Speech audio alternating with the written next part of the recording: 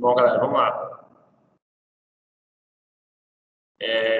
Na aula de hoje, vamos dar... Vocês estão me ouvindo bem, então, né?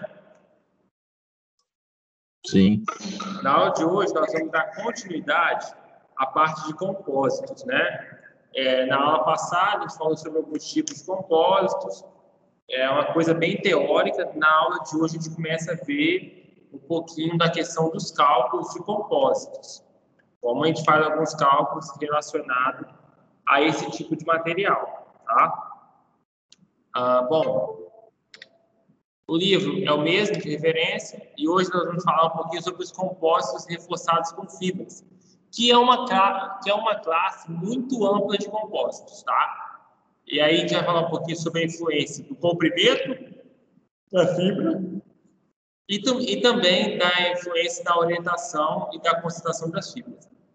Esse tópico de compósitos reforçados com fibras é um tópico bem grande, então eu vou falar só sobre esses dois pontos hoje. Aí na aula de segunda-feira eu falo sobre os demais pontos. Bom, compósitos reforçados com fibras. Tecnologicamente, os compósitos mais importantes. Os compósitos mais importantes são aqueles em que a fase dispersa está na forma de uma fibra.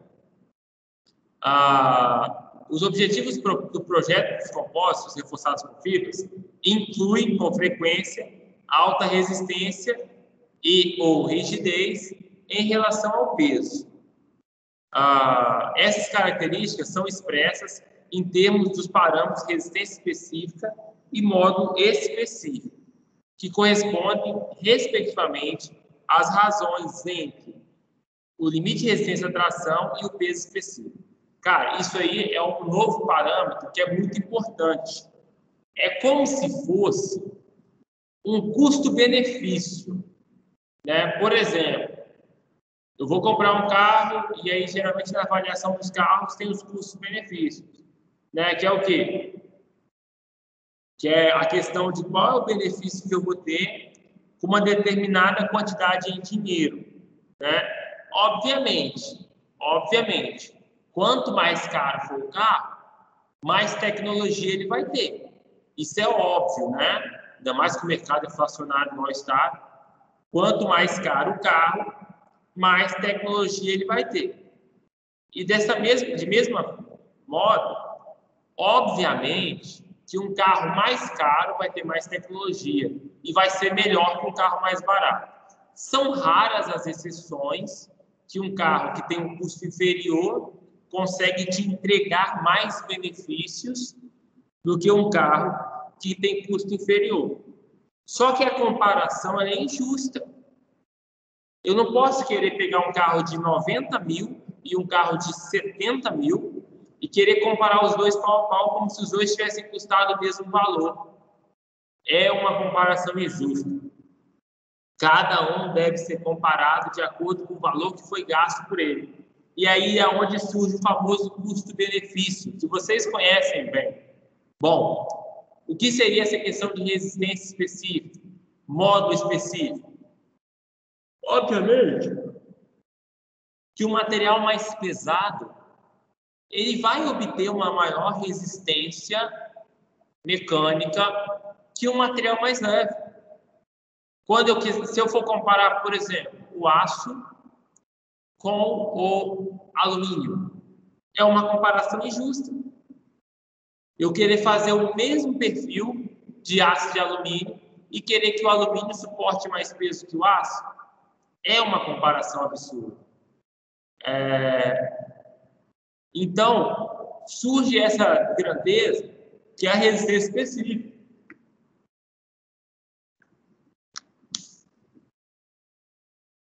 Onde eu pego, né, qual é a resistência mecânica do material em questão e eu analiso a razão entre a resistência mecânica, né, que é através, né, que seria o limite LRT, o limite de resistência à tração e o peso específico e a densidade, né, para poder tornar essa comparação mais justa.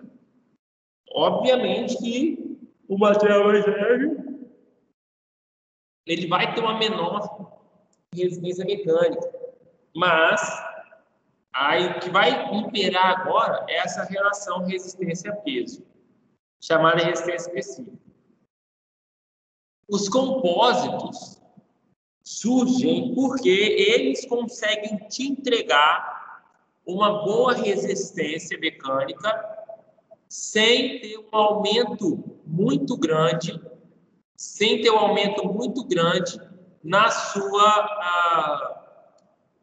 no seu peso. Essa é a grande vantagem, principalmente dos compósitos reforçados com fibras. Por isso que o seu estudo e a sua aplicação tem sido cada dia mais vasta. E aí, com isso, eu consigo, como diz o texto, ter compósitos com módulos elevados e uma baixa específica. Como observaram na figura 16.2, os compostos são subclassificados de acordo com o comprimento das fibras. Para os compósitos com fibras curtas, essas fibras são demasiadamente curtas para produzir uma melhoria significativa na resistência. E aqui é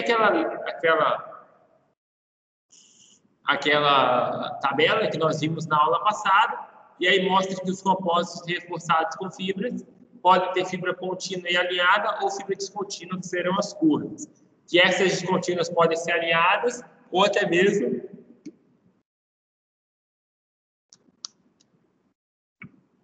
orientadas de maneira aleatória. E qual é a influência do comprimento da fibra? As características mecânicas de um compósito reforçado com fibras, eles não dependem somente da propriedade da fibra, mas também do grau a qual uma carga é aplicada para as fibras pela fase matriz, tá? Imagina que você faça uma viga de concreto, super reforçada, onde você coloca ali, 30 vergalhões de meia polegada, um negócio exagerado, uma viga ali de 50 por 50. Só que aí, em uma seção da viga, você tem uma descontinuidade em todos os vergalhões. A resistência dessa viga vai por água abaixo, porque não houve uma continuidade. A carga aplicada, ela não vai ser aplicada sobre o vergalhão. Ela vai ser aplicada só sobre o concreto. Então, o comprimento da fibra ele vai influenciar por quê? Porque a carga aplicada sobre esse compósito, ela deve ser direcionada para a fibra e não para o restante, para a parte sem a fibra, na qual os limites de resistência à tração são muito menores. E aí a figura 16.6, ela mostra isso, né? Olha, quando tem a fibra, a matriz ela vai junto com a fibra. Se não tiver, essa matriz vai ter um alongamento maior. Beleza? Então, só para a gente entender bem esse conceito. De aumentar essa equação.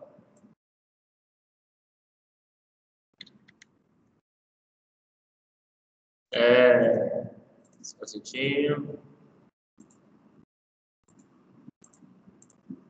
E aí surge a primeira equação, que é essa equação 16.3, que vai dizer o quê? Vai dizer que um certo comprimento crítico da fibra é necessário para que haja aumento efetivo na resistência e na rigidez de um material compósito. Esse comprimento crítico depende do diâmetro da fibra e da sua resistência máxima, assim como da resistência da ligação fibra-matriz ou da tensão de escoamento ao cisalhamento da matriz, o que for menor. Terceiro, para inúmeras aplicações, a matriz fibra de vidro e fibra de carbono, combinações matriz fibra de vidro e matriz fibra de carbono, esse comprimento crítico é na casa de 1 milímetro. Está entre 20 e 150 vezes o diâmetro da sua fibra, tá? Então, é como você calcula o comprimento crítico. Quando uma tensão igual a θ asterisco, sigma asterisco, aplicada a uma fibra que possui exatamente esse comprimento crítico, tem-se como resultado o perfil de tensão-posição mostrado na figura 16.7a. Tensão-posição, tá vendo? A tensão vai subindo como se fosse um triângulo. E aqui é a carga máxima aplicada. Isso é, a carga máxima da fibra é atingida somente no ponto central do eixo da fibra. Conforme o comprimento da fibra L aumenta, o reforço proporcionado pela fibra torna-se mais efetivo. Isso é demonstrado na figura P. Então, assim, tá vendo? A fibra for aumentando, ela vai ter uma resistência maior no ponto inicial. E se a fibra for menor que o comprimento crítico, ela não atinge o limite máximo, o limite de tração da fibra. Essa que é a questão, tá? Na ponta, ela vai crescendo até atingir o máximo e se mantém contínuo. E aí você vê que quanto maior o comprimento da fibra, melhor. As fibras para as quais o comprimento é maior que o comprimento crítico, normalmente esse comprimento tem que ser maior que 15 vezes o comprimento crítico. São denominadas contínuas. As fibras descontínuas ou curtas têm comprimentos menores que este. Para as fibras descontínuas, com comprimentos menores que o crítico, a matriz deforma-se ao redor da fibra, tal que, virtualmente, não existe nenhuma transferência de tensão. E há apenas um pequeno reforço devido à fibra. Esses são, essencialmente, os compósitos particulados que já foram citados anteriormente. Para haver uma melhoria significativa, as fibras devem ser contínuas.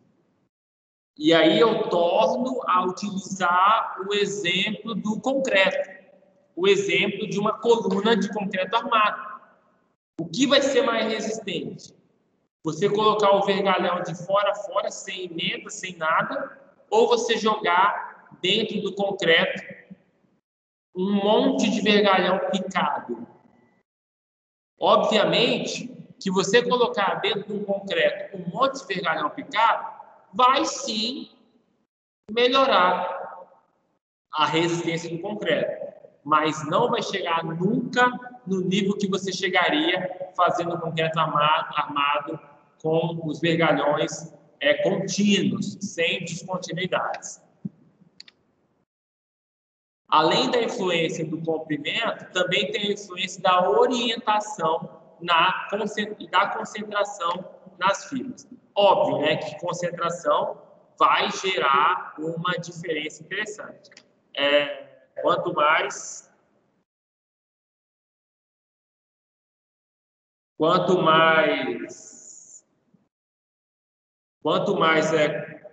material, melhor. Até mais, apesar que, se você tiver muito material, você pode aumentar muito o peso, né? Então, tem que ter sempre uma concentração ideal. Mas o arranjo ou a orientação das fibras em relação umas às outras, e também a concentração dessas fibras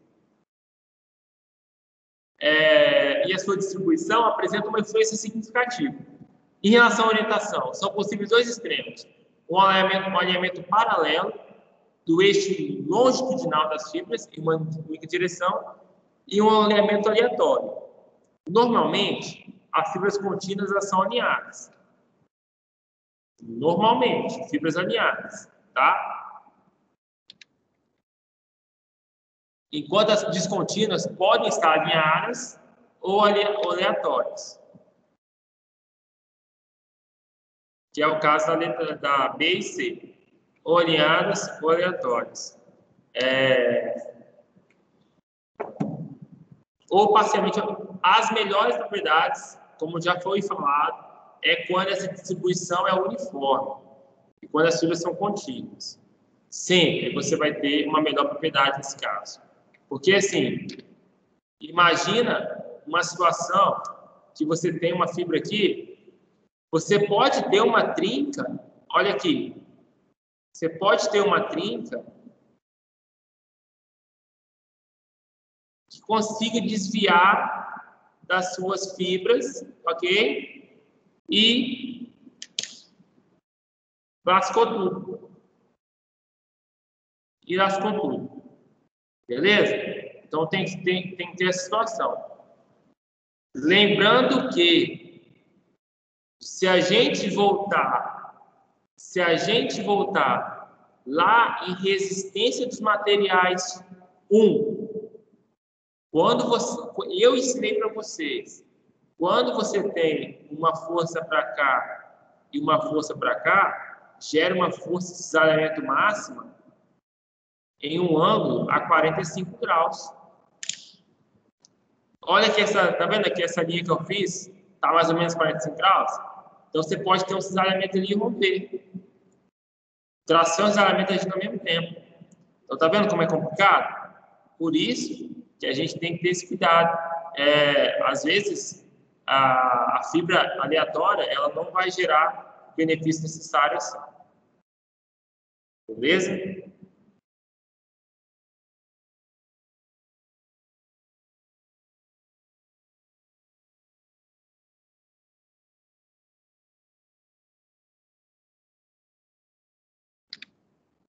E aí, vamos falar um pouquinho também sobre esse tipo de orientação, essa influência, nós vamos estudar um pouquinho mais a fundo agora.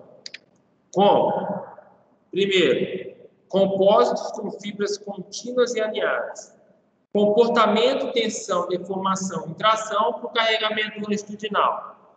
As respostas mecânicas desse tipo de compósito dependem de vários fatores, incluindo os comportamentos, tensão e deformação das fases, tanto da fibra quanto matriz, as frações volumétricas das fases e também a direção na qual a tensão é aplicada. Além disso, as propriedades de um compósito cujas fibras estão alinhadas são altamente anisotrópicas, ou seja, depende da direção. Vamos primeiro considerar o comportamento para uma situação na qual a tensão é aplicada ao longo do alinhamento, conforme indicado na figura 18.A, que é essa primeira figura. Para começar, considere os comportamentos de tensão em função da deformação para as fases fibra e matriz. Vamos considerar representadas na figura 16.9A. E aqui você tem o vermelhinho, mostra para a fibra, tá vendo que ela é frágil, e lá não tem zona plástica, só tem zona elástica, e você tem a matriz, que é dúctil. As tensões na fratura para ambos estão assinaladas, ok? Estão assinaladas. E aqui na B você tem ali qual seria o diagrama do polímero, do compósito, tá vendo? Esse verdinho aqui seria do compósito, que é uma mistura dos dois ali, beleza? Para começar, nesse tratamento, vamos considerar que a fibra seja totalmente frágil e que a fase matriz seja razoavelmente dúctil. Também estão indicadas nessa figura as resistências à fratura, em tração, para a fibra e a matriz. A tensão F e a M são, assim como as suas correspondentes informações da fratura. Além disso, considera-se que a M sempre vai ser maior que a F, que é normalmente o caso. Então, aqui, sempre deformação de M maior que de F, né? E aí, sempre também tensão de F maior que de M. Ok? F é de fibra e M é de matriz. Um compósito reforçado com fibras, ele exibe essa resposta uniaxial, como mostrado na figura anterior. Essa linhazinha verde aqui. Ó. Na região inicial, estágio 1, o que acontece? No estágio 1, tá vendo? Ele tem um comportamento elástico, é o que vai dizer. Tanto as fibras quanto a matriz deformam-se elasticamente. Então, o que acontece? Funciona assim. Na fase 1, As duas deformam elasticamente. Na fase 2, começa a ter um pouquinho de deformação plástica, porque a matriz ela se deforma plasticamente. Tá? Já na fase, no estágio 2, e a inclinação é um pouquinho reduzida. O início da falha do compósito tem início conforme as fibras começam a fraturar. E isso corresponde aproximadamente a EF, como assinalado na figura 9b. Então, EF aqui é onde começa a falhar. Tá vendo? A deformação EF, ela acaba sendo transmitida da fibra para o compósito. Beleza? Então, ela que vai ser a mandatória. O início da falha vai ter esse início. A falha de um compósito não é catastrófica por duas razões. Em primeiro lugar, nem todas as fibras se fraturam ao mesmo tempo. E depois, a fratura dos materiais. E aí é o seguinte, além disso, após a falha da fibra, a matriz ainda está intacta. Então, as fibras fraturadas, que são mais curtas que as originais, ainda estão envolvidas na matriz intacta. Consequentemente, são capazes de suportar uma carga reduzida, enquanto a matriz continua a deformar-se plasticamente. Então, por mais que a fibra seja frágil, devido à matriz dúctil, não é uma falha catastrófica. Comportamento elástico. Falamos sobre comportamento de tensão. O elástico, como que é? Consideramos agora o comportamento elástico. Em primeiro lugar, presume-se que a ligação interfacial da fibra é muito boa, tal que a deformação tanto na matriz quanto das fibras é a mesma. Sob essas condições, a carga total suportada pelo compósito é igual à soma das cargas, ou seja, a força que o compósito vai suportar é igual à soma da força da matriz mais a força da fibra. Tá? Equação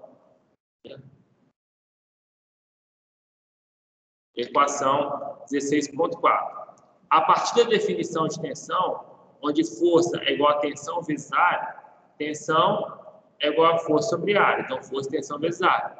Dessa forma, é possível desenvolver expressões tensão do compósito vezes a área do compósito é igual a tensão da matriz vezes a área da matriz, tensão da fase vezes a área da fibra, a área da fibra. Dividindo todos os termos pela área total, você tem a área da matriz sobre a área da compósito, a área da fibra sobre a área do compósito. E aí, essas áreas aqui são as frações de área. Se os comprimentos de compósito forem todos iguais, então essas frações da área vai ser a fração volumétrica. E aí eu consigo dizer que a tensão no compósito é igual a tensão na matriz vezes a fração volumétrica da matriz, mais a tensão na fibra vezes a fração volumétrica da fibra. Bom, na hipótese anterior, no estado de deformação, você tem as deformações que elas são iguais, mas a gente aprendeu o quê? A gente aprendeu que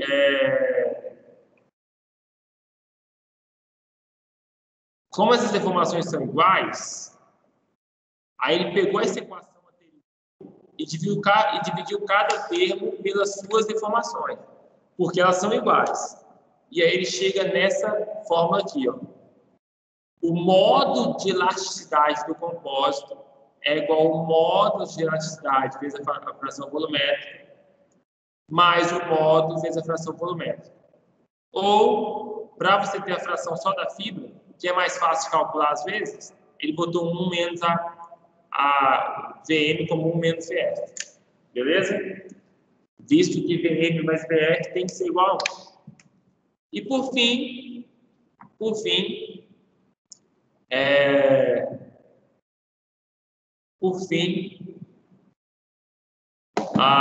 o modo de elasticidade do compósito é igual à média ponderada pela fração volumétrica. Outras propriedades, massa específica, também apresentam essa dependência. Tá? A equação 16.10 é análoga à equação 16.1, ou seja, o limite superior para os compostos reforçados com partículas. Também pode ser mostrado, para o carregamento longitudinal, a razão entre a carga exportada pela fibra e pela matriz é essa razão aí. Essa razão vai ser deixada como problema para o aluno se quiser resolver. Tá? Bom, falamos de carregamento longitudinal. Agora, vamos falar do carregamento transversal. No carregamento transversal, um compósito com fibras contínuas e orientadas pode ser carregado em direção transversal. Isso é, a carga aplicada em um ângulo de 90 graus em relação à direção das fibras. Para essa situação, a tensão a qual o compósito e ambas as fases são expostas é a mesma. Isso é um estado de isotensão. Então, quando a tensão aplicada é no sentido transversal, contrário às fibras, então ele considera que a tração que todo mundo está suportando é igual. Isso é denominado estado de extensão. A deformação do compósito como um todo é. E aqui inverte tudo. Por quê? Se é um estado de isotensão, não é um estado de isodeformação. E aí o que ele faz? No carregamento longitudinal, as deformações são iguais e as tensões são relacionadas de acordo com a fração volumétrica. Já no carregamento transversal é o contrário.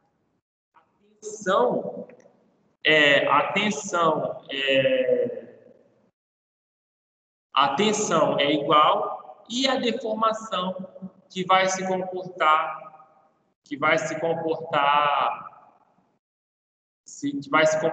acordo com a relação que a gente aprendeu. Fazendo a divisão, e aí o modo de elasticidade, que o longitudinal era a mesma relação, aqui já é uma relação inversa, que é 1 sobre ST é igual VM sobre AM, VF sobre F. E sabe o que é interessante? Que o compósito ele vai apresentar dois módulos de elasticidade distintos. Vai apresentar um módulo de elasticidade para o sentido longitudinal e vai apresentar um outro módulo de elasticidade para o sentido transversal. O mesmo compósito vai apresentar esses dois módulos de elasticidade distintos. Isso é bom? Em teoria, não, né? Porque você acaba tendo um material que na transversal, se ele sofrer carga na transversal, ele vai se romper com mais facilidade. Em contrapartida, você está se tratando de, por ser um material compósito, é um material mais leve. É um material que tem uma menor resistência específica. E o que se faz nessa situação? Trabalha esse material para você aplicar ele somente na direção da qual ele tem vantagens. Tá? Os metais, os polímeros, os cerâmicos não apresentam esse defeito de ter um módulo de elasticidade na transversal que é menor que o módulo de elasticidade na longitudinal. Entretanto, eles também não têm a questão da relação peso que o compósito tem, da relação resistência-peso que um compósito tem.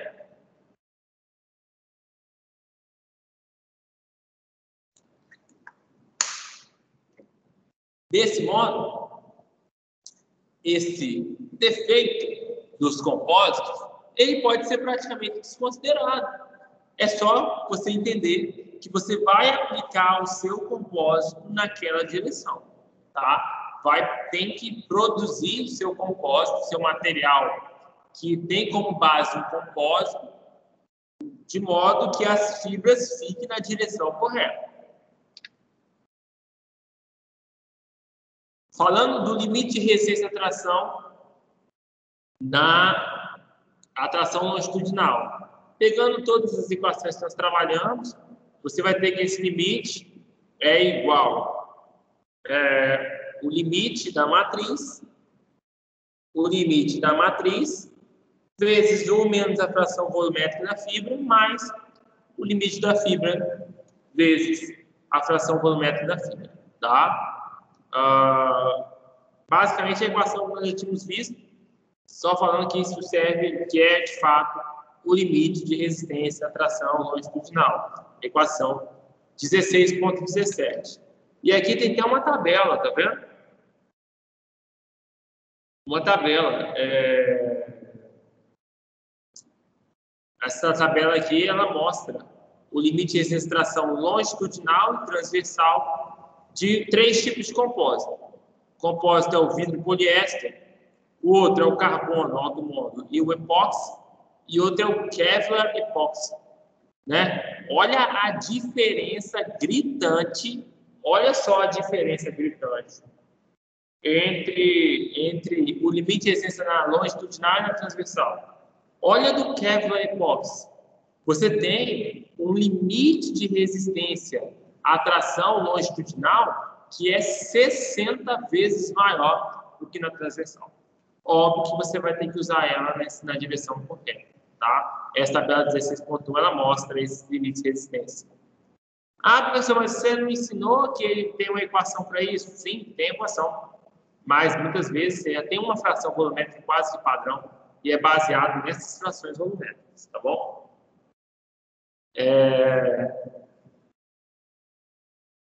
E aí, aqui só fala um pouquinho também que, enquanto a resistência longitudinal é denominada pela resistência da fibra, diversos fatores influenciarão significativamente a transversal. Incluem propriedades tanto da fibra quanto da matriz, a resistência da ligação, presença de vazios e por aí vai. Os métodos que têm sido empregados para melhorar essa resistência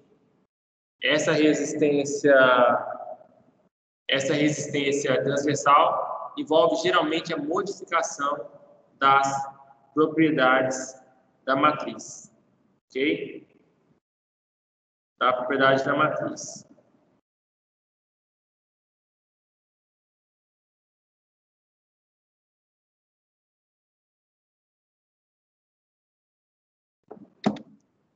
Já agora vamos falar um pouquinho de compósitos com fibras descontínuas. Embora a eficiência do reforço seja menor, os compósitos estão se tornando cada vez mais importantes. As fibras de vidro picadas são largamente usadas, entretanto, fibras descontínuas de carbono e aramida também são empregadas. Esses compósitos, com fibras curtas, eles podem ser produzidos tendo módulos de elasticidade, atração que se aproximam a 90% e 50% de seus análogos de fibras contínuas. Para o compósito com fibras contínuas e alinhadas, uma distribuição uniforme das fibras para a qual o L é maior que o L crítico, a resistência vai ser tensão F, VF da fibra, 1 menos L crítico sobre 1 menos L crítico sobre 2L, mais tensão M, 1 menos VF. Em que o módulo, a deformação e a tensão da matriz representam a resistência fratura e a tensão da matriz no momento, tá? Se o comprimento da fibra for menor que o L crítico, então a resistência é dada por, aí pega só o L vezes o menor valor da resistência de ligação sobre o diâmetro, VF, por aí vai, tá? Algumas equaçõezinhas aí para quando nós tivermos aí umas fibras descontínuas e alinhadas. Com fibras descontínuas e alinhadas, e orientadas de maneira aleatória. Estava falando das contínuas, mas agora das que são tudo aleatório. E olha, quando essa orientação é aleatória, são usadas fibras curtas e descontínuas. Um reforço desse tipo é demonstrado na figura 16.8c. É aquela figura que a gente já viu, né? Que é esse caso que eu até risquei, mostrando que pode ser um defeito. E aí é o seguinte, a expressão do módulo é módulo é igual a K, módulo da fibra, fração da fibra e módulo da matriz, fração da matriz. Esse K é um parâmetro de eficiência da fibra, que depende da fração volumétrica e também da razão. Sua magnitude será menor que a unidade, ficando na faixa de 0,1 a 0,6. Só o fato de saber que o K ele varia de 0,1 a 0,6 nos mostra que esse módulo vai ser menor do que nas fibras contínuas. A 16.2,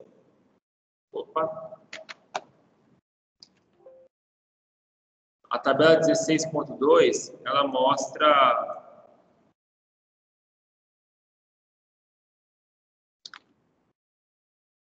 a tabela 16.2 mostra as propriedades dos policarbonatos sem reforço e reforçados com fibras aleatórias, tá?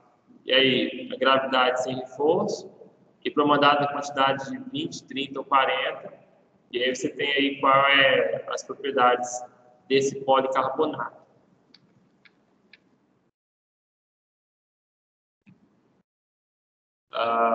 Sem reforço e com fibra de vidro.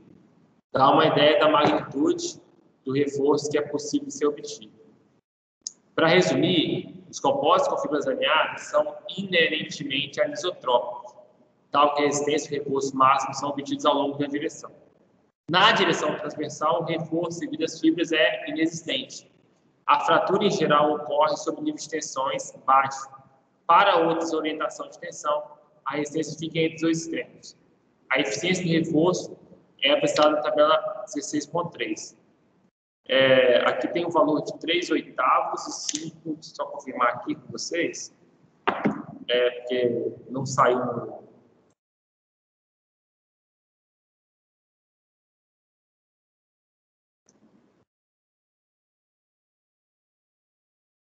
3/8 e 1/5, tá? Esses valores aqui são igual a...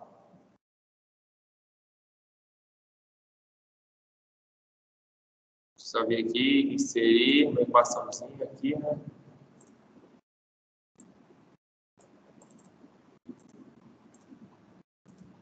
Três oitavos, é esse aqui. Vou dar um pouquinho menor, tá muito grande.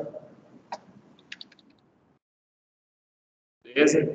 E aqui embaixo, as fibras distribuídas aleatórias, a eficiência do reforço é na casa de 1/5. Tá?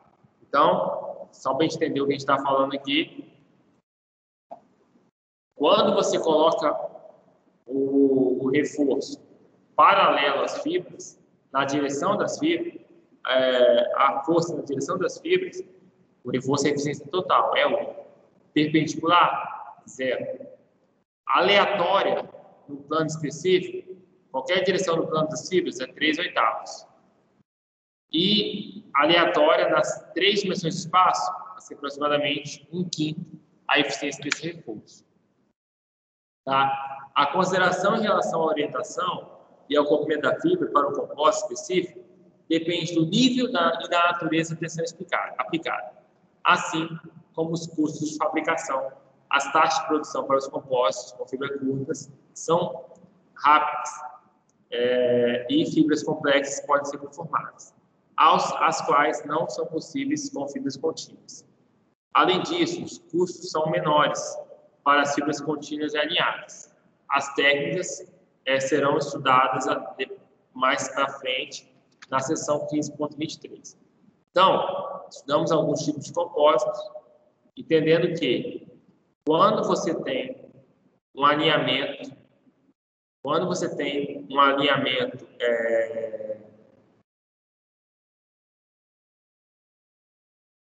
quando você tem um alinhamento de acordo com não posso dizer, a direção da força aplicada, é muito mais efetivo a questão da sua, é muito mais efetivo a resistência mecânica. Agora, se não for na direção, você vai ter uma resistência bem menor, beleza? Vamos fazer essas verificações de conceito que o livro nos traz para encerrarmos a nossa aula de hoje. Tem a verificação 16.2 e a verificação também 16.1. Vou focar na 16.2 primeiro. Essas questões aqui eu faço na aula que vem, tá? Vamos lá. A tabela a seguir lista 4 compósitos hipotéticos reforçados com fibras alinhadas de AD, juntamente com suas características. Com base nesses dados, classifique os 4 compósitos em ordem decrescente de resistência na direção longitudinal e depois justifique a sua classificação. E aí? Ele quer que você classifica os compósitos, né? Classifica os compósitos na ordem decrescente, ou seja, do maior para o menor, de resistência. Quem vai ter mais resistência? Quem vai ter menos resistência? Qual vai ser o fator que vai influenciar para ter uma maior resistência e ter uma menor resistência? Beleza? Bom, vamos lá. Primeiro, a resistência ela é calculada de acordo com a resistência das fibras, né? E a fração volumétrica dessas fibras. Beleza? Eu estou falando de fibras alinhadas, mas se ele me deu o comprimento médio das fibras, significa que elas não são contínuas. Então, eu estou tratando aqui esse tipo de situação aqui, ó. Cadê? Fibras contínuas, fibras descontínuas e alinhadas. Beleza? Estou tratando de fibras descontínuas e alinhadas. Tá? Aqui, ó. Fibras descontínuas e alinhadas. Beleza? Só para a gente entender, vamos copiar essa fórmula aqui. Vou pegar essa fórmula e jogar para lá, para nós tentarmos entender a teoria por trás da coisa. Quem vai ser menor e quem vai ser maior. Beleza? Vamos olhar para o A. No A, primeiro, LC sobre 2L. LC sobre 2L. Analisando algebricamente o LC, como ele tem menos antes, quanto menor o LC, maior a resistência. Então, vou colocar quanto menor o LC,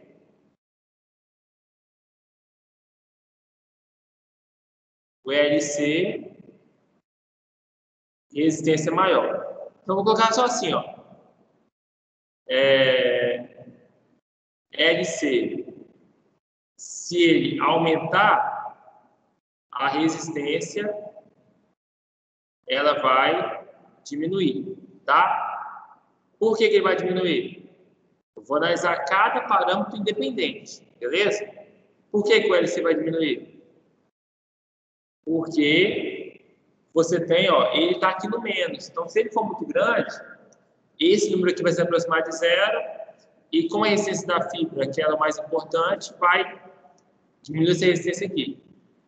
Beleza. Outra análise, vamos analisar o L. O L, quanto menor o L, não, quanto maior o L, quanto maior o L, esse cara aqui, ele se aproxima de 0. Quanto maior o LRT é maior. Porque ele está embaixo. Então, ele vai diminuir esse valor global e vai aumentar a resistência. Então, só fazendo análise algébrica, tá? Agora, vou analisar mais quem? Resistência das fibras. Obviamente, quanto maior a tensão F, o LRT maior também.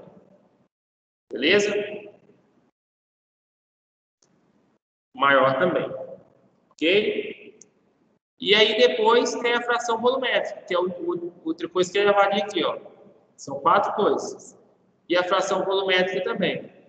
A fração volumétrica, se ela for maior, a fração da fibra, o LRT também é maior. Beleza? Também é maior. Então, vamos analisar o seguinte. Olha para o C. O C tem a maior resistência à tração, que torna o cara maior. Tem o menor, aí tem o comprimento médio das fibras menor também, igual a 8, beleza? Mas que é igual a maioria aqui, só não é igual a esse. Mas a fração volumétrica dele é a maior, ok? Fração volumétrica é a maior. E o comprimento crítico, que é uma coisa que é ruim, dele é o menor. Certamente que esse camarada aqui, ele vai ser o que tem a maior resistência à tração.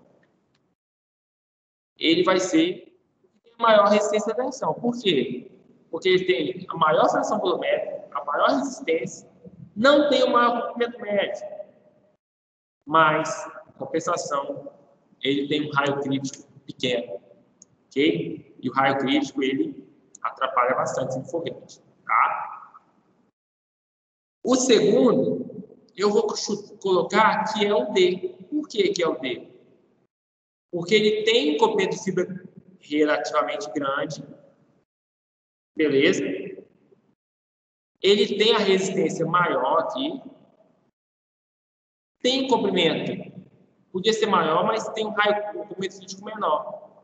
Na via das dúvidas, a gente podia fazer esse cálculo aqui para esses caras nós conhecemos, né? Esses caras a gente ignora, que só diminui. Esse cara é que vai aumentar a resistência. Na via das dúvidas, a gente pode fazer esse cálculo para cada um deles, para não fazer uma análise teórica empírica, né? Como ficaria? Aqui, eu vou colocar para o A, vai ficar 3,5 vezes 10 ao cubo, vezes 0,2, vezes 1 menos o LC é igual a 0,70, dividido por 8. Isso aqui, sem bater na calculadora rapidinho, 3,5 é 3, vezes 0,2, vezes 1 menos 0,7 por 8. Está dando 547,5 MPa. Beleza? 547,5 MPa. O B vai ser o mesmo 3,5 vezes 10 ao cubo, vezes 0,35, vezes 1 menos 0,75 dividido por 12, que vai dar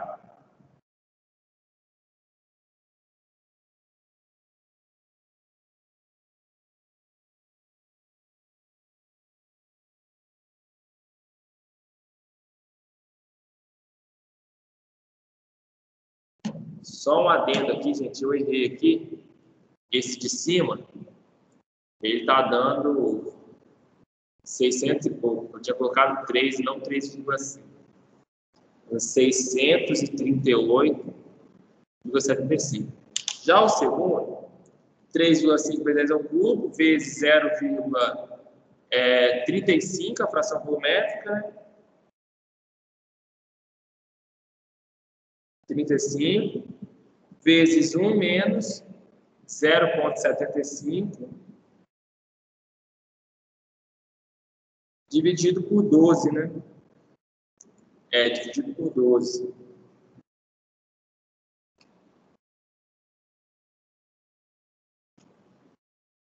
Está dando 1.148,43 MPa. O C, vou fazer a mesma coisa. Vou colocar 5,5 vezes 10 ao cubo, vezes 0,40, vezes 1 menos 0,40 sobre 8, que vai dar 5,5 vezes 0,40, vezes 1 menos 0,40 de novo, dividido por 0,8. 2.090. E o D, 5,5 vezes 10 ao cubo, vezes 0,30, vezes 1 menos 0,5 sobre 8.